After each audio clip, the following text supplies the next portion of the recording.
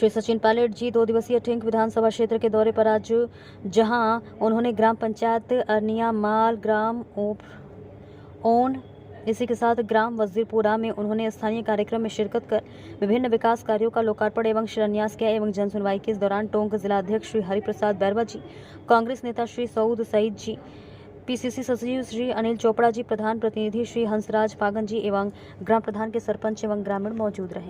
हमारे प्रधान हंसराज जी, मंच पर सभी नेतागण, बुजुर्गों, नौजवान दोस्तों, सबसे पहले तो ये बार अध्यक्ष जी ने मेरा वजन सबको बताया, 75 किलो 75 किलो 75, इनका वजन 76 किलो है। सबको पता होना चाहिए, मेरा वजन बताते आपका बताना चाहिए। 76 किलो के वजन हमारे अध्यक्ष जी के हैं। अब सरपंच साहब ने, मैंने पिछली बार यहाँ गांव में आया था पंचायत में, तो पढ़ के भाषण दिया था। मैंने कहा मैं सारे काम कराऊंगा आपके, लेकिन आप भाषण बिना पढ़े दो। अब फिर भाषण दिया, नया घाघरा चोली पहन के, यार अच्छी बात है, लेकिन भाषण दिया तो पढ़ के दिया।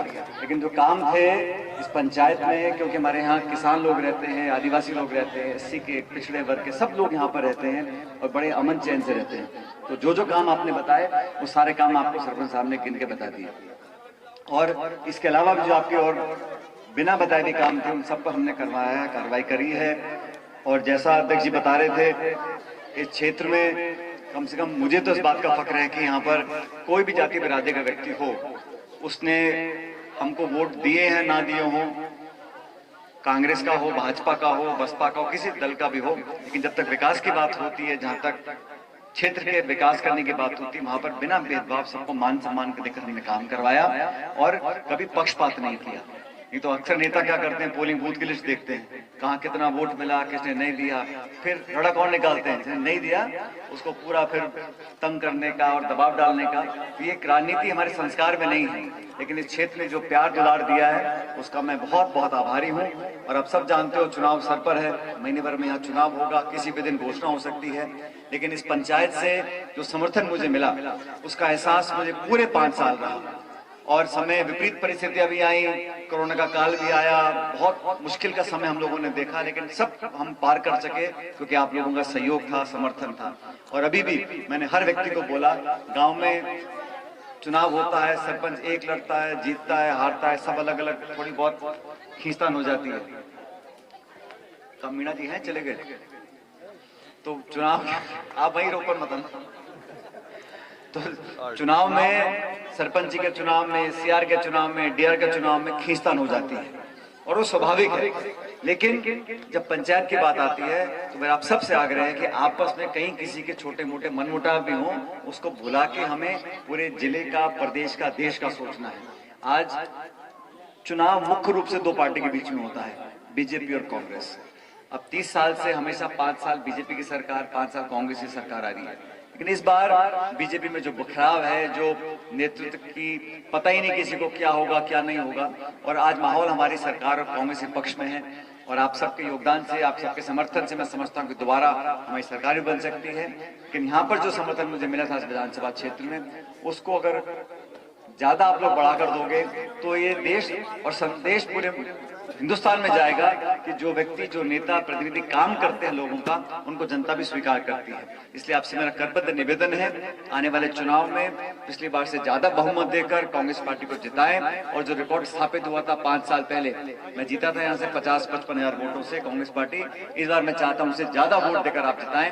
और जो भी हमारे साथी बीजेपी से चुनाव लड़ने आएंगे, मैं नहीं जानता हूँ कौन चुनाव लड़ेगा, जो भी चुनाव लड़े सबको मान सम्मान के साथ, प्यार मोहब्बत के साथ उनकी बात सुनो, लेकिन अंत में जो हाथ का निशान है उस पर बटन दबाकर भारी बहुमत से कांग्रेस पार्टी को जिताएं। और विशेष रूप से मेरा महिलाओं से, माताओं से निवेदन है, नौजवानों से, कि आपकी भी जिम्मेदारी बनती है कि अपना वोट डालने जाएं। आपके एक वोट से बहुत फर्क पड़ता है, आपके एक मत से पूरे इलाके में फर्क पड़ेगा और हमारा जो ताकत और समर्थन है उसमें इजाफा होगा। बाकी राजनीति में समय समय पर उतार चढ़ाव आते हैं, और मैं जयपुर में या प्रदेश में जहां पर भी हम कबड्डी कुश्ती खेलते रहे, लेकिन टोंक के लोगों का मैंने हमेशा ध्यान रखा और आप लोग भी हमेशा मेरे साथ मजबूती से खड़े रहे। उसके लिए मैं आपका बहुत बहुत आभार व्यक्त करता हूं और उम्मीद करता हूं कि आने वाले चुनाव में भारी बहुमत के साथ आप लोग मुझे जिताकर भेजोगे। बहुत बहुत धन्यवाद। जय हिंद। बहुत बहुत धन्यवाद सरपंच साहब, हमारे जिले के अध्यक्ष हरिभाई जी, चोपड़ा जी, महेंद्र जी, सभी किसान भाइयों साथियों जानकारी है कि जो हाईवे है वहाँ से लेके ऊम तक यहाँ पर जो सड़क का सैंक्शन है वो टेंडर हो चुका और काम अगले हफ्ते चालू हो जाएगा। आपका हाईवे से सीधा ऊम जुड़ जाएगा, 12-15 करोड़ रुपए का खर्चा आएगा। सारा काम हो चुका, मुझे पता अधिकारी अगले हफ्ते में काम चालू हो जाएगा। तो पूरा सीधा खेत यहाँ से लेके हाईवे तक आप लोगों का जुड़ा सीधा हो जाएगा। बाकी जो स्कूलों में मैंने कोशिश करी है पूरे विधानसभा क्षेत्र में, जो शिक्षा है विद्यालयों में पढ़ाई के लिए संसाधन, कमरे, चार दीवारी, खेल के मैदान, उस पर ध्यान केंद्रित किया। बाकी भी जो इलाके में फूड पार्क है, पुलिया है, सड़क है, उन सब कामों पर, विकास के कामों पर हम लोगों ने पूरे दिल से 5 साल आपकी सेवा करने का काम किया। अब समय आपका आ गया है चुनाव का। हर 5 साल में चुनाव होते हैं और पिछली बार जैसा अध्यक्ष जी ने बताया, बहुत असीम प्रेम और प्यार आप लोगों का रहा और आपने हर जाति बिरादरी ने मिलकर एक ऐतिहासिक जीत जैसे कांग्रेस पार्टी की कराई। और 5 सालों में जैसा हंसा जी बता रहे थे, कोरोना काल भी आया, मुसीबत भी आई, लेकिन सबसे निकल कर आए, सबके सहयोग से। आप सबने पूरा सहयोग दिया तो अस्पतालों में दवाई, ऑक्सीजन सिलेंडर, बहुत सारी देश भर में सब प्रकोप आया, लेकिन हमारे यहाँ ऊपर वाले की कृपा से बहुत ज्यादा कोई हम नुकसान नहीं हमें देखना पड़ा। आप सबके सहयोग से हम उस मुश्किल दौर से निकल गए। उसके बाद दोबारा से हमने गति पकड़ी और कामों को जोड़ दिया। सभी काम आपके बीच में हैं। जो कार्यकाल हमारा रहा पिछले 4.5 साल का, मैं चुनौती से कह सकता हूँ, पिछले किसी कार्यकाल से तुलना कर लो, आपको पता पड़ेगा कि कहाँ काम ज्यादा हुआ, कहाँ नहीं हुआ। अंत में हर प्रतिनिधि, कोई वार्ड मेंबर है, कोई सरपंच है, प्रधान है, प्रमुख है, एमएलए, एमपी है, जनता तो उसका आकलन करती है हमारा काम कितना हुआ, हमारे जीवन में हमारे बच्चों का आगे भविष्य कैसे बेहतर बन सकेगा, हमारी सुविधाएं, सड़क की, बिजली की, चिकित्सा की, अस्पताल की, स्कूल की, ये कितनी हम बेहतर कर सकें। बाकी जो राजनीति है वो अलग है, लेकिन विकास को मैं समझता हूँ एक अलग दृष्टिकोण से हमें देखना चाहिए। तो मुझे संतोष इस बात का है कि सरकार हमारी इतनी संसाधन की, पैसे की, बजट की कभी कमी हमें आने नहीं दी। और हर गांव पंचायत में, हर वार्ड में ये नहीं देखा हम लोगों ने कि किस पोलिंग बूथ पे कौन सी पार्टी जीती, कौन सी हारी। सभी लोगों को साथ लेकर चला और मुझे ये कहते हुए खुशी है कि आप लोगों ने, हमारे कार्यकर्ताओं ने मिलकर एक परिवार के रूप में यहाँ इस क्षेत्र में काम किया। और काबरा पंचायत मैं समझता हूँ इस पंचायत को मैं अपनी पंचायत मानता हूँ, इसलिए आप लोगों से मेरा निवेदन है। मुझे पता नहीं कि बीजेपी वाले किसको ऐसे मैदान में खड़ा करेंगे, वो तो कोई ना कोई चुनाव लड़ेगा, जो भी लड़े हम तो सबका स्वागत करते हैं। और बड़े अच्छे वातावरण में चुनाव हो, लोकतंत्र हमेशा जीत कर निकलता है। कोई भी हारे, कोई भी विधायक एमपी बने, लेकिन लोकतंत्र की जीत होती है। इस लोकतंत्र के मेले में, लोकतंत्र के उत्सव में, इस पर्व में आप लोगों को भागीदार बनना है।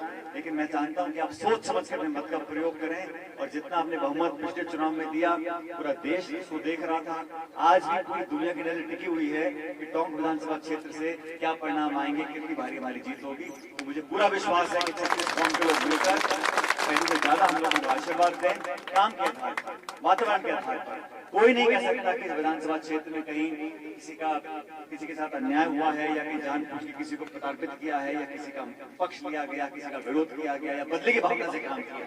अक्सर मैंने देखा है कि लोग भड़ास निकालते हैं, कभी कभी किसी का अनबन हो जाए तो जब मौका मिलता है तो पूरी रड़क निकालने का काम करते हैं। लेकिन इस प्रकार की राजनीति मैं समझता हूँ भली नहीं है। हमें तो काम करना है, आप सबका सहयोग मिला उसके लिए मैं आपका बहुत बहुत आभारी हूँ।